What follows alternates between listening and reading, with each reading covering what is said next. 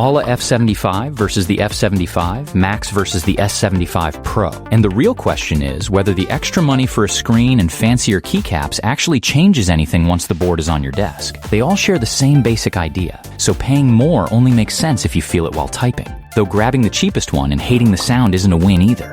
By the end, you'll know which one fits you. Let's break it down. So let's start with the thing that actually decides this, which is how each one sounds and feels the first time you type on it, with zero modding. All three run pre-lube switches, gasket structure, and layers of foam inside. And honestly, they're all closer than the price gap suggests. The standard F75 uses LEOBOG Reaper linear switches, lighted around 45 grams of actuation force, and the sound people describe over and over as creamy and deep rather than sharp and clacky. That's not one person being poetic. It's the same word coming back again and again in reviews, which, for me, is the strongest thing this board has going for it. The F75 Max, for its part, runs the same Reaper linears, so the feel is basically a sibling, not a different animal. Where the S75 Pro separates is the sound character, because owners lean toward the word thocky more than creamy, a bit crisper, and more solid. And it ships with PBT keycaps that are denser than the standard F75's ABS. There's one opinion about the S75 Pro that stuck with me. I own more expensive boards, and I expected to have to mod this one to get the sound I wanted. It actually sounds perfect out of the box, and it's now my favorite of all of them. When someone with pricier keyboards on the desk says that tracks. So if you want creamy and soft, the F75 family is your lane. If you want that crisper thock, the S75 Pro edges ahead. That's the part you feel every day. The screen and the knob are the part you look at. The knob on all three handles volume, brightness, and lighting effects. And it's convenient, though on the Max, plenty of owners describe it as loose and lacking any real tactile bump, so don't pay extra expecting a precision dial. The Max screen shows battery, connection, and time, and takes custom GIFs, but reviewers call it small, dim, and easy to scratch, while the S75 Pro's display is the one people actually rave about for sharpness and smooth GIF playback. Build tells a similar story. All three are plastic bodies, and the base F75 is the one that catches flack for deck flex and a case that feels cheaper than it sounds. Plus ABS keycaps that shine with use and legends that don't light through. So in a dark room, you're typing by memory.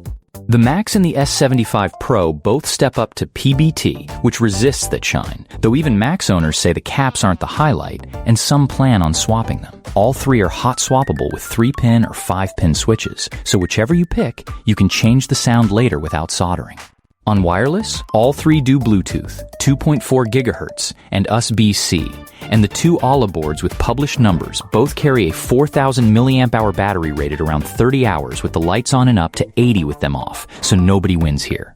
What I would flag is Bluetooth. Owners of both the standard F75 and the Max have reported typing delays and keys spamming inputs over Bluetooth, and the S75 Pro is specified at 125 Hz polling over Bluetooth versus 1,000 wired or on the dongle.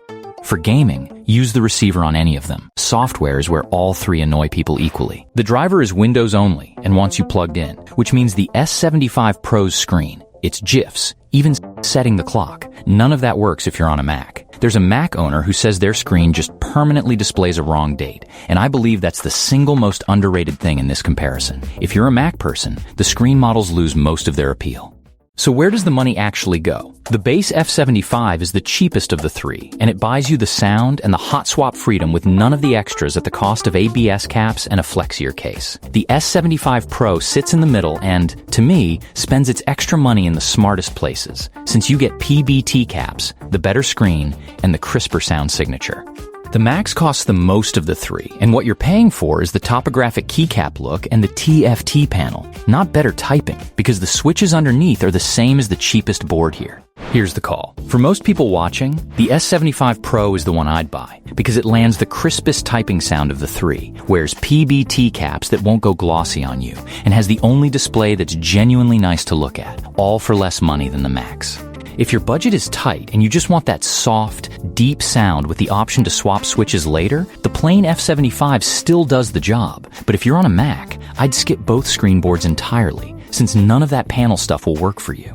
And the Max, honestly, only makes sense if those topographic keycaps are the whole reason you're here. And you, which one would you pick? Let me know in the comments. Links below in the description.